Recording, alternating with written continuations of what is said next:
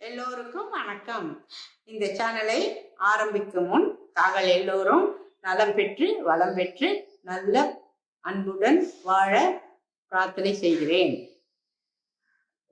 இந்த சேனலில் என்னுடைய முழு எஃபர்ட்டையும் போட்டு செய்ய விரும்புகிறேன். அதனால் நீங்கள் எல்லோரும் விரும்பி லைக் பண்ணி எனக்கு சப்போர்ட் பண்ண கேட்குறேன்.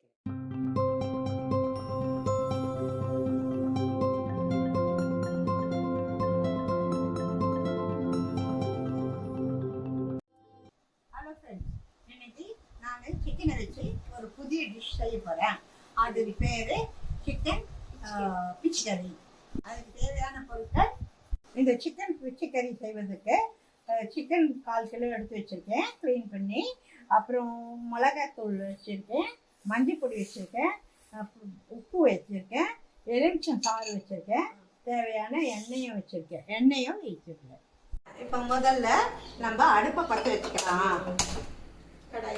ஒரு கடாயை எடுத்து அது மேலே வைத்துட்டு கடாயை வச்சுட்டு அதில் இந்த கழுவி இருக்கிற கோழியை எடுத்து போட்டுட்டு ஒரு 1/2 கப் தண்ணி,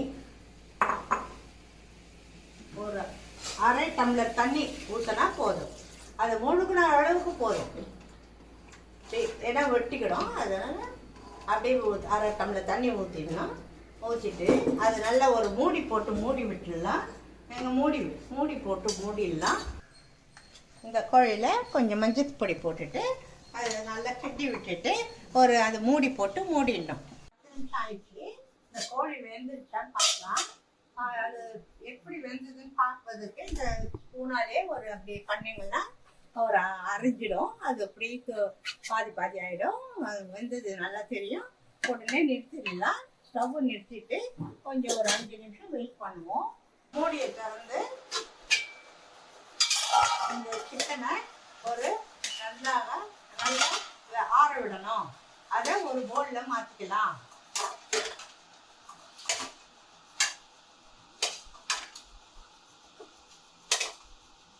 பவுலில் மாற்றிக்கிட்டு கீழே வச்சு பவுலில் மாற்றிக்கலாம். இதை ஆற விடணும்.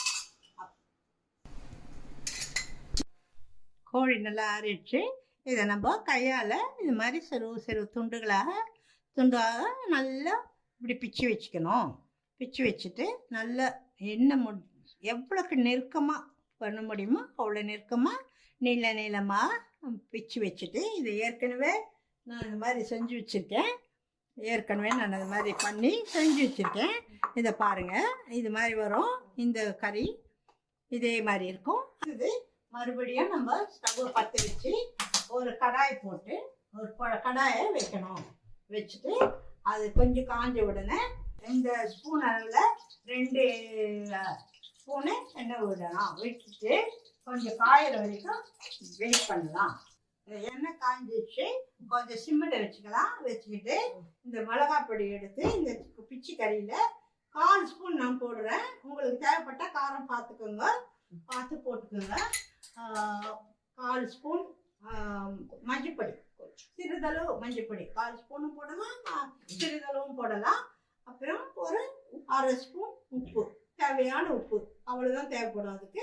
அதை போட்டுட்டு எலுமிச்சம் சாறு எடுத்து வச்சுருக்கேன்னா இது ஒரு பழம், அதில் அவ்வளோ தேவைப்படாது. ஒரு 1/2 பழம் ஊற்றி கலந்துக்கணும். இதை நல்லா கலந்துட்டு நல்லா கலந்துடணும். கலந்துட்டு 4 பக்கமும் நல்லா கலந்துட்டு பாருங்க. உங்களுக்கு காரம் தேவைப்பட்டால் போட்டுக்கோங்க இப்பவே, இல்லைன்னா விட்டுடுங்க. இது போதும்னு தான் நினைக்கிறேன்னா இது போதும்.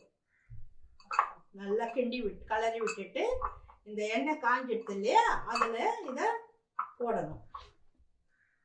கொஞ்சம் பத்தாத மாதிரி தோன்றுறது, பத்தாத மாதிரி இருக்குது. அதனால கொஞ்சம் போட்டுக்கோங்க.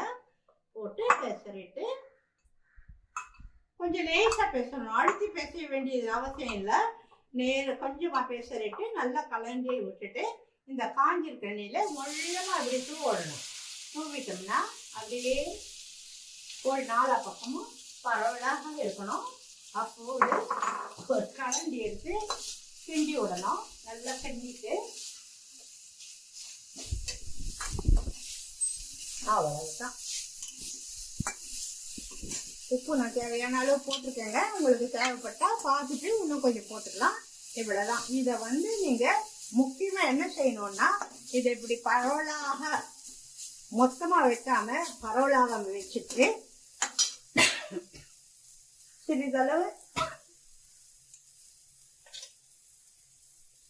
சிறிதளவு எண்ணெய் சுத்தூரம் ஊற்றிக்கோங்க. அவ்வளோதான்.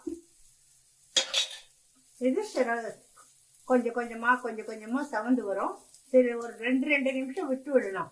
விட்டு கலரணும். ஒரே அடியாக விட்டுட்டிங்கன்னா அது அடி பிடிச்சிடும். அதனால அப்பப்போ கலரிண்டே இருக்கணும். ஒரு 2 நிமிஷத்துக்கு ஒரு அப்பப்போ கலரிண்டே இருந்தால் ஒரு மாதிரி சிகப்பு கலரில் வரும். அதாவது சிவந்த நிறம் வரும். அப்போ நீங்கள் இறக்கி வச்சிடணும். இவ்வளோதாங்க, வேற ஒன்றும் இல்லைங்க. இதுதான் கோழி கிச்சடி.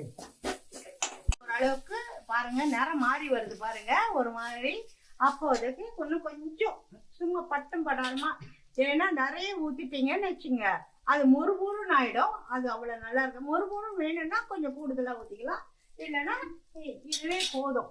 சுத்தூரம் ஊற்றணும், அதுதான் முக்கியம். மெயினாக நீங்கள் என்ன கவனிக்கணும்னா, இதை வந்து அப்பப்போ கிண்டி விடும்போது லேசாக அப்படி பிரித்து விட்டுக்குங்க. பிரித்து விட்டுக்கிட்டு அப்படி பாருங்க. கொஞ்சம் ஒரு 2 நிமிஷம், கொஞ்ச நாள் ஆன உடனே 2 நிமிஷமோ 1 நிமிஷமோ ஆன உடனே நீங்க அப்பப்போ நீங்க இதை கலரிக்கணும். கலரிண்டே இருந்தா ஒரு 5 நிமிஷம் ஆகுங்க. இது எப்படி சவுக்கிறதுக்கு ரொம்ப முறுமுறுன்னு வேணும்னா ஒரு 7 நிமிஷம் ஆகுங்க. அவ்வளவுதாங்க. இதை சப்பாத்தி கூடவும் வச்சு சாப்பிட ரொம்ப நல்லா இருக்கும். நடுவில் வச்சும் சுருட்டியும் சாப்பிடலாம். இல்லை மைனஸோட கலந்து கூட சாப்பிடலாம். நல்லா இருக்கும். இதை நல்லா கொஞ்சம் செவந்து வந்துட்டு பாருங்க. இன்னும் கொஞ்சம் ஒரு 2 நிமிஷம் இருந்தால் நல்லா வந்துடும். வந்த உடனே வேற ஒரு பாத்திரத்துக்கு டிரான்ஸ்ஃபர் பண்ணிக்கலாம். இன்னும் சரிதான். இதுக்கு கொஞ்சம் பொறுமை தேவைங்க. ஒரு 5 to 10 நிமிஷம் இது செவக்கிறதுல தான் இருக்கு. கலக்கல்ல ஒண்ணுமே இல்லை. சிறிதளவு மிளகுத்தூள், மஞ்சத்தூள், உப்பு, எலுமிச்சம் சாறு கலந்து நீங்க அந்த எண்ணெயில தூவுறீங்க. தூவுன உடனே கொஞ்ச நாள் இருந்துட்டு கலர்னீங்களா அப்பப்போ கலரிண்டே இருக்கணும். அதை விட்டுட்டாக்க இதோட 2வது முக்கியமான விஷயம் என்னன்னா, சிம்மில் இருக்கணும். தீ வந்து எப்பவுமே சிம்மில் இருக்கணும். இந்த கறி செய்யும் போது சிம்மில் இருக்கும். இது நல்லா இருக்குங்க. சாப்பிட்டு பார்த்தா ரொம்ப ருசியா இருக்கும். வெறுமனே சும்மாவும் சாப்பிடலாம். சப்பாத்தி, ரொட்டி எல்லாத்துக்கும் சாப்பிடலாம். சாம்பார் சாதம், ரசம் சாதத்துக்கு சூப்பரா இருக்குங்க. இது